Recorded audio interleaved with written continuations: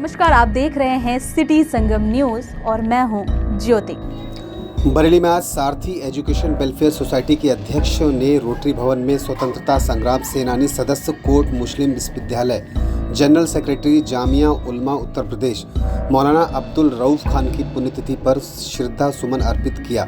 समिति के अध्यक्ष ने बताया कि हमारे समाज में शिक्षा की कमी को जल्द से जल्द दूर करना चाहिए और शिक्षा एक समान होना चाहिए ताकि गरीब और अमीर दोनों को एक समान रूप से शिक्षा मिले। लखनऊ से आए हुए SK रिजवी ने कहा कि हमें चाहिए कि हम बाबा साहब के बनाए हुए संविधान के रास्ते पर चलें। हमें अपने घरों में संविधान रखना और पढ़ना चाहिए।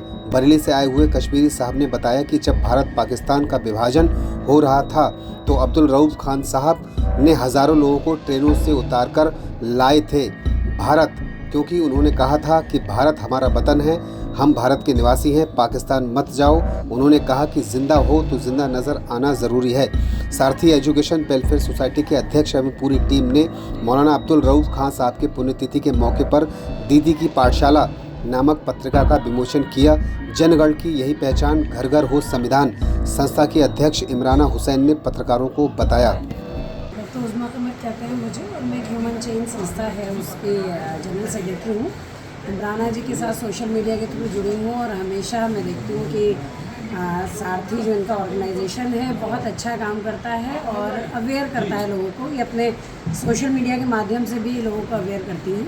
तो आज का ये जो प्रोग्राम था ये बरेली के लोगों के लिए एक आई ओपनर है, एक आँख खोलने वाला है कि बरेली में मौलाना रऊफ जैसे साहब जैसे लोग थे जिन्होंने इतना काम किया शहर के लिए और आज की हमारी जनरेशन इन बुज़ुर्गों को जानती भी नहीं है। तो ये कार्यक्रम के लिए मैं बहुत बहुत धन्यवाद देती हूँ और बहुत मुबारकबाद देती हूँ कि ऐसा बहुत बहुत शुक्रिया आपके सवाल के लिए। आज 27 अगस्त आज के दिन स्वतंत्रता सेनानी मौलाना अब्दुल रऊफ खान साहब इस दुनिया से रुखसत कर गए थे और उन्हीं के सम्मान में आज हमारी संस्था सारथी एजुकेशन वेलफेयर सोसाइटी ने एक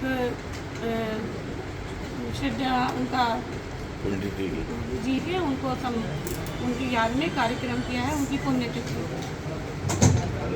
इस कार्यक्रम का उद्देश्य सीधा सा ये है कि मौलाना साहब जैसे तमाम वो चेहरे जिन्होंने आज़ादी में, जंग आज़ादी में और देश के बंटवारे के वक्त और देश के बंटवारे के बाद भी देश को बांधे रखने की पुरजोर कोशिश की, जिनको आवाम भूलती जा रही है।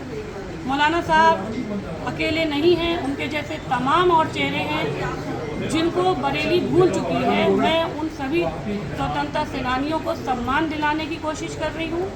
मेरा यही प्रयास रहेगा कि जिस प्रकार मैं मौलाना अब्दुल रऊफ खान साहब के लिए उनके सम्मान में ये कार्यक्रम कर रही हूँ, ऐसे ही अन्य वो सभी चेहरे जो हमारे बरेली शहर से ताल्लुक़ रखते हैं, जिनके नाम गांधी प्रतिमा के पास 2 शिलाओं पे लिखे हैं, हम उन सभी लोगों के सम्मान में इस तरह के कार्यक्रम करने का प्रयास करेंगे।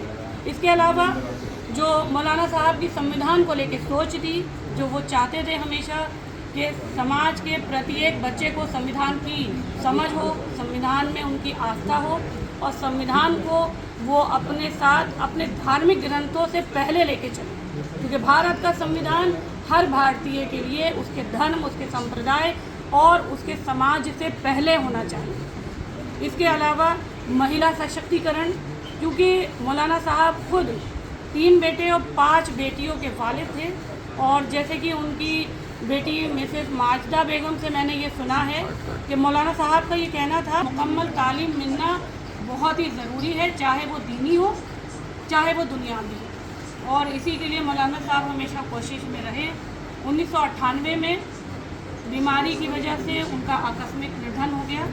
अगर वो हयात होते तो शायद वो एक ऐसे मदरसे या ऐसे विद्यालय की स्थापना ज़रूर करके जाते जहाँ पे आपको दीनी कानून और दुनियावी कानून, इसके साथ आपके भारत के संविधान की समझ और पढ़ाई सबसे पहले कराई जाती है।